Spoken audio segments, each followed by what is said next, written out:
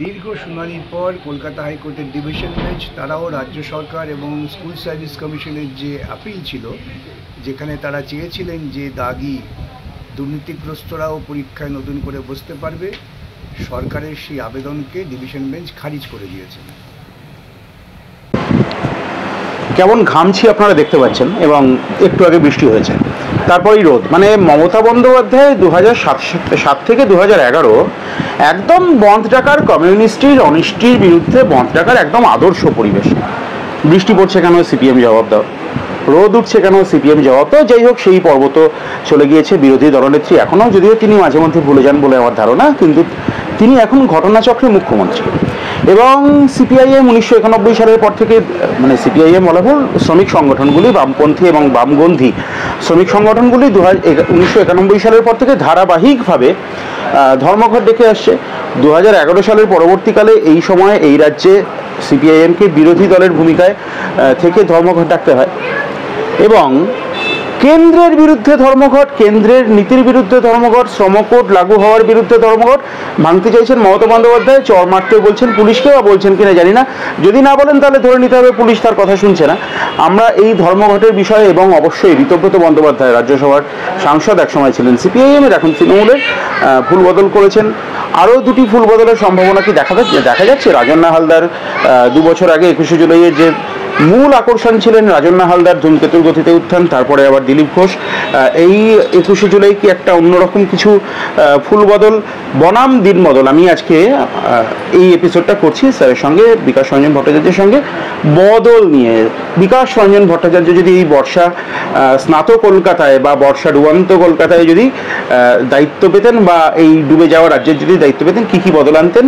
অর্থাৎ ফুল বদল বনাম দিন বদল, এই নিয়ে আমরা আজকের আলোচনাটি করব। স্যার, একদম প্রথমে যে প্রশ্ন করব, ঋতব্রত বন্দ্যোপাধ্যায় বলেছেন, আপনার আসনে একসময় বসতেন রাজ্যসভায়, তিনি বলেছেন যে এটা হচ্ছে পাঁজিতে যেমন দিনক্ষণ থাকে, সেরকম বামপন্থীরা একটি করে ধর্মঘট থাকেন, একদম জনজীবন স্বাভাবিক ছিল, কিচ্ছু হয়নি, হাস্যকর ব্যাপার। আপনি কি বলবেন? যদি কিছুই না হবে, জনজীবন যদি স্বাভাবিকই থাকবে, তাহলে ওদের এত উত্তেজিত হয়ে প্রেস কনফারেন্সের দরকার কি? তো এত জনগণ দেখেছেন। কিন্তু যখনই প্রেস কনফারেন্স করে বলতে হচ্ছে, তখন বুঝতে হবে যে ওদের আঁতে লেগেছে। ওদের আত মানে পুঁজিপতিদের আঁতে লেগেছে। কিছু কিছু শ্রমিক সংগঠন, কিছু কিছু রাজনৈতিক দল থাকেন, তারা পুঁজিপতি পোষিত, পুঁজিতের দ্বারাই তাদের সংগঠনটা চলে, তাদের সংগঠনের কর্মীদের লালন পালন হয়। যেমন আপনারা দেখেছেন যে ইলেকট্রাল বন্ডের যে বেআইনি টাকা, সেই বেআইনি টাকা এই রাজ্যে তৃণমূল কংগ্রেস পরিপুষ্ট হয়েছে, তাদের যথেষ্ট লালন পালন হচ্ছে। এবং সেই দলের এখন শ্রমিক দলের নেতা হচ্ছেন আমার একসময় খুব প্রিয় এবং অনুজ ঋতব্রত। এখন ঋতব্রতকে তো তোতা পাখির মতো শেখানো কথা বলতেই হবে।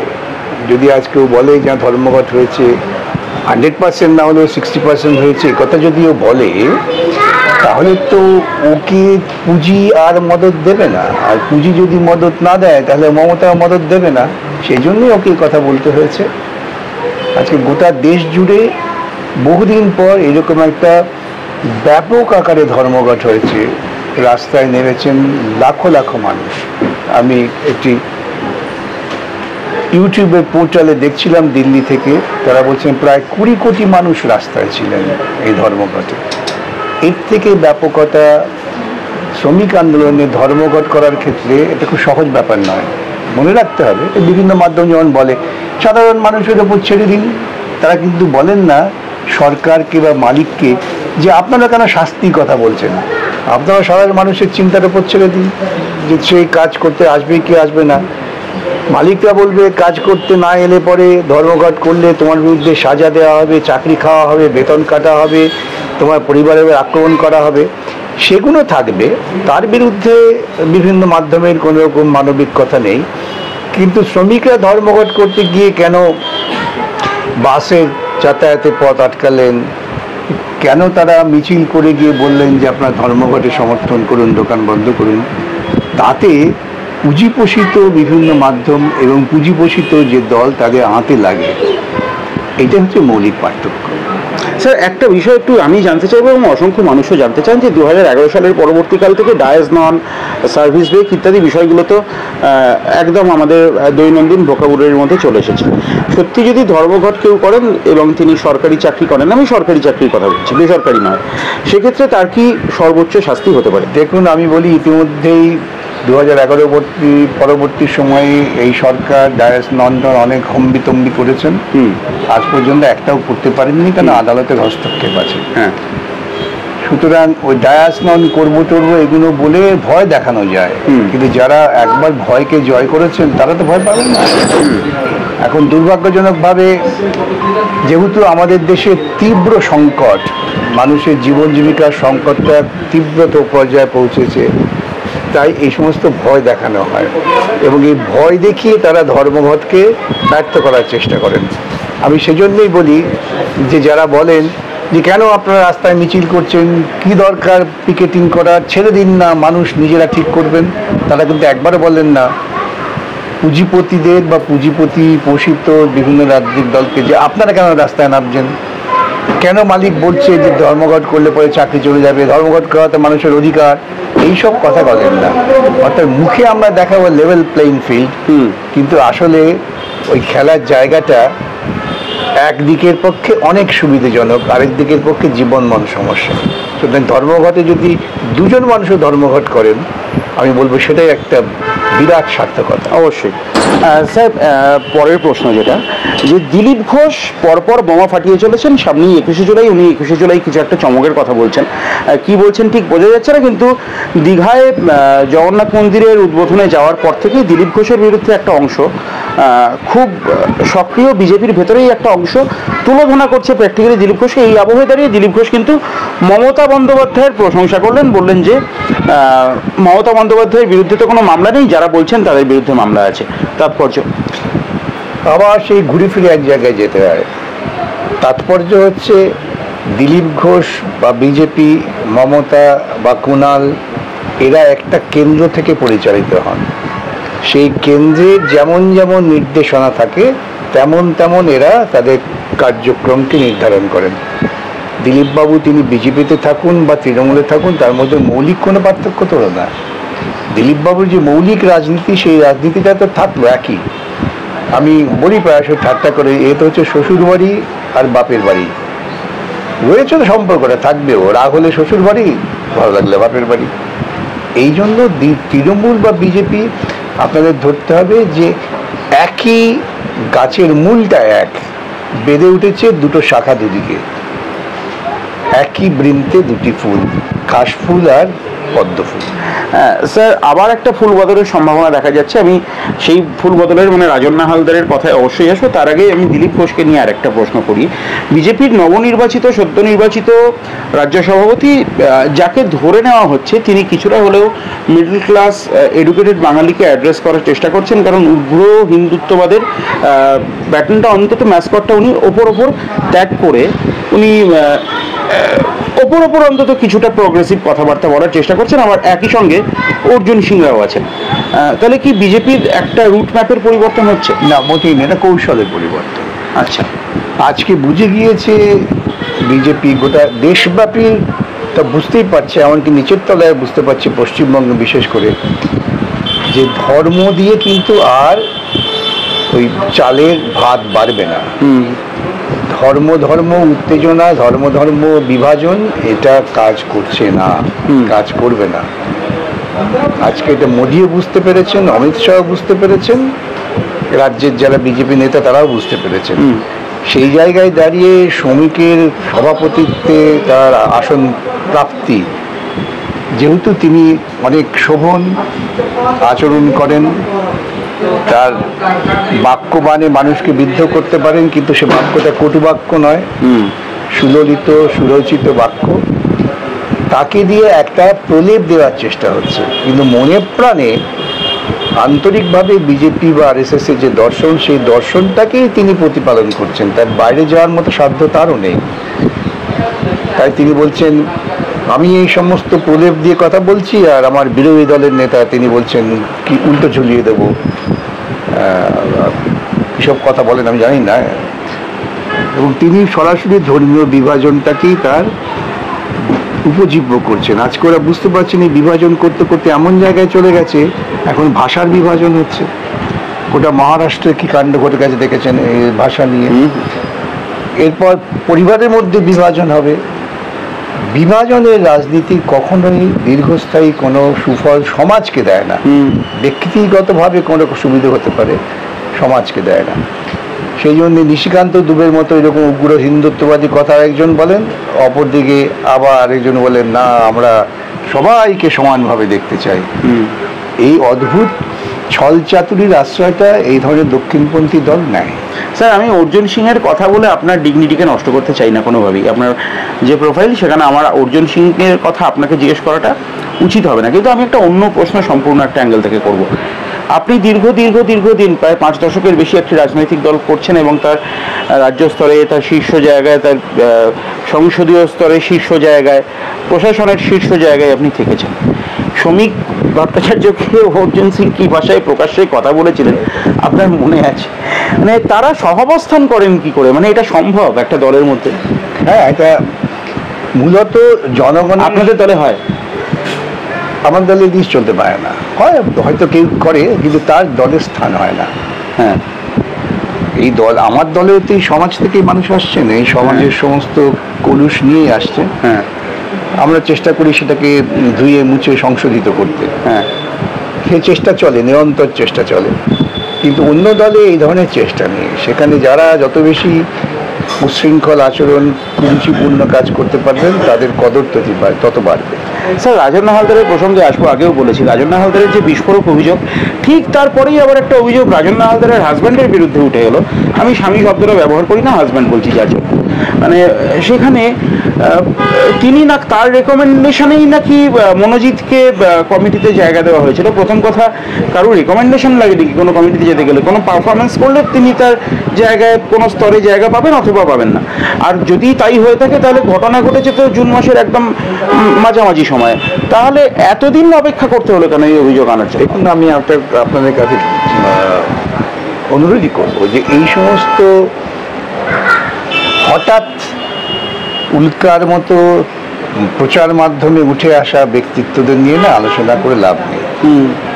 আজকে আপনি যার কথা বলছেন, রাজন্য বা তার জীবনী সঙ্গী, তাদের এই আচরণটা হচ্ছে তৃণমূল কংগ্রেসের রাজনৈতিক মতাদর্শের অনুরূপ আচরণ। এর মধ্যে কোনো ব্যতিক্রমের কিছু নেই। আজকে রাজন্য তিনি লাঞ্ছিতা হয়েছেন, হয়তো তার হাতে লেগেছে, কিন্তু তিনি কি কখনো সরব ছিলেন যে দলের ভেতরে ধরে লাঞ্ছনার ঘটনা তো আজকে ঘটলো না, ঘটেই চলেছে। তিনিও নীরব ছিলেন। নিশ্চয়ই তার কোনো কিছু বিশেষ পাওনার তাগিদ ছিল। আজকে হয়তো সেই পাওনাটা তার কাছে ব্যর্থতায় পর্যবসিত হয়েছে, তিনি তার ক্ষোভ প্রকাশ করছেন। এছাড়া অন্য কোনো ব্যাখ্যা আমার কাছে নেই। স্যার, আলোচনাকে একেবারে শেষের দিকে নিয়ে যাব। আমি একটা নির্দিষ্ট প্রশ্ন গতকাল আপনাকে আমি ধর্মঘট চলাকালীনই আমি আপনার ওভারফোন রিয়াকশন নিয়েছিলাম, অসংখ্য মানুষ দেখেছেন। আমি আবারও জিজ্ঞেস করছি যে সেই পুলিশ অফিসার, সেই অপরাধী পুলিশ অফিসার, আমি একদম সরাসরি অপরাধী বলবো, দাগি পুলিশ অফিসার, তার বিরুদ্ধে কী ব্যবস্থা নেওয়া হতে পারে? দেখুন, আমরা তো আইনের পথেই যাব। আইনি ব্যবস্থা নিয়ে আমরা শুরু করেছি। যেমন কলেজ স্ট্রিটে আমাদের মেয়েদের উপরে পুলিশের যে অসভ্য আচরণ, সেটাও যেমন আমরা ছেড়ে দেব না, অনুরূপভাবে আমার যে কমরেড তিনি আন্দোলন করছেন, তাকে পুলিশ থাপ্পড় মেরেছেন, তিনিও ছাড় পাবেন না, এইটুকু নিশ্চিত থাকতে পারেন। আমরা অত সহজে পুলিশের দৌরাত্ম্য, তিনি যদি সরাসরি তৃণমূলের হয়ে গুন্ডামি করতেন তার ভিন্ন প্রসঙ্গ থাকতো, তাহলে আমি আমার কমরেডদের বলতাম লাঠি নিয়ে নামুন, পাল্টা মারুন। রাজনৈতিক প্রত্যাঘাত। কিন্তু তিনি, হ্যাঁ, রাজনৈতিক প্রত্যাঘাত। আজকে তিনি একটি সরকারি কর্মরত একজন উচ্চপদস্থ police officer, inspector of police, কিন্তু কনস্টেবল নয়। তিনি কোন সাহসে, কোন অধিকারে আমার একজন কর্মীকে, আমার কর্মী নাও হতে পারে, সাধারণ মানুষ হতে পারে, তার গায়ে হাত তোলেন? আমি আবারও বলছি আপনাদের মাধ্যমে, তিনি যদি প্রকাশ্য ক্ষমা চেয়ে নেন, মেনে নেন। ক্ষমা চাইলেই কেন মেনে নেওয়া হবে? তবু তো বুঝতে পারলাম যে তিনি অন্ততপক্ষে ভুল করে ফেলেছেন, উত্তেজনায় করে ফেলেছেন, কুপরামর্শে করে ফেলেছেন। ক্ষমা চাওয়া একটা মানুষের কাছে অত্যন্ত গুরুত্বপূর্ণ জিনিস। আমি মনে করি একজন মানুষ অপরাধ করলে তাকে ক্ষমার সুযোগ দেওয়া উচিত, আমি বিশ্বাস করি।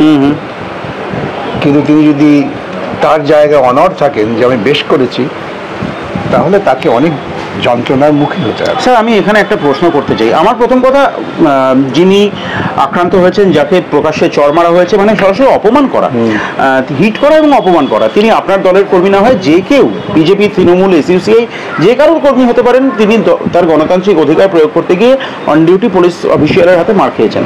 আমার প্রশ্ন হচ্ছে, এক্ষেত্রে আইনে কি সংস্থান রয়েছে? সেই পুলিশ অফিসারের কি হতে পারে? মানবাধিকার লঙ্ঘন, এবং এটা একজন মানুষকে আঘাত করাটাও আমাদের ভারতীয় দণ্ডবিধির একটি অপরাধ।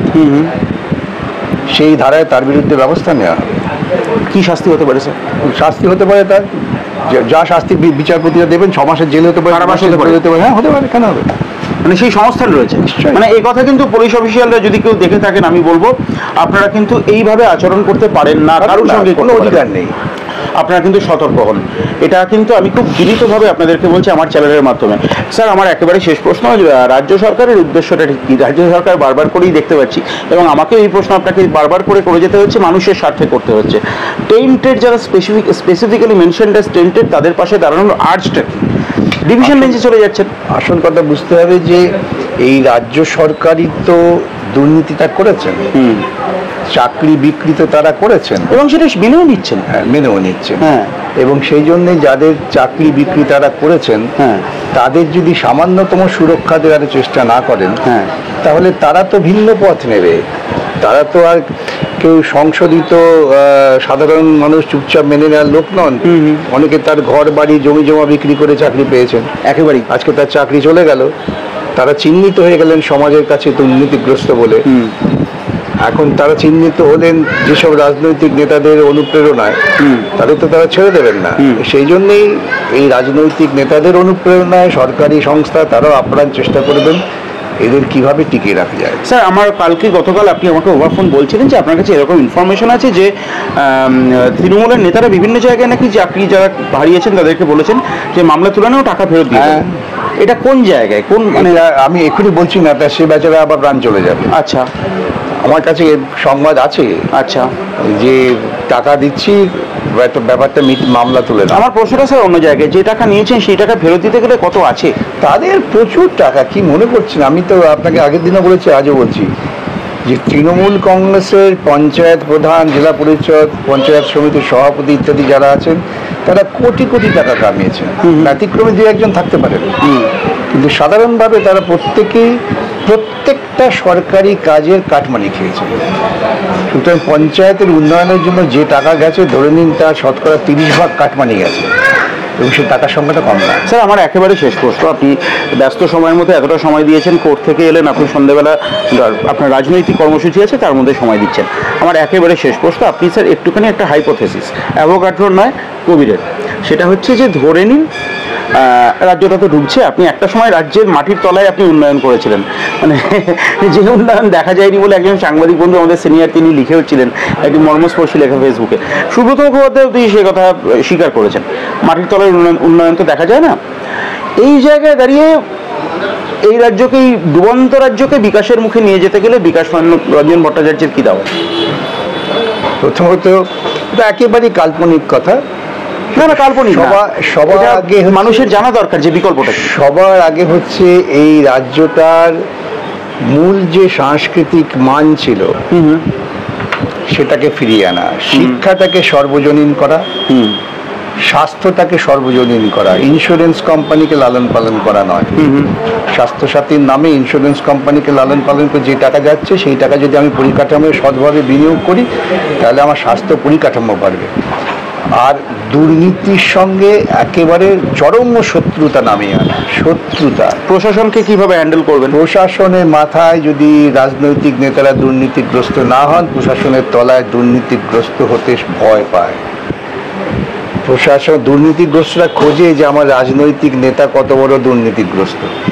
রাজনৈতিক নেতা যদি শতকরা 10% দুর্নীতি করে, প্রশাসন তলায় শতকরা 50%। আপনি যখন প্রশাসনের শীর্ষে ছিলেন, শহরে এরকম কোনো প্রস্তাব আপনার কাছে প্রশাসন থেকে এসেছে?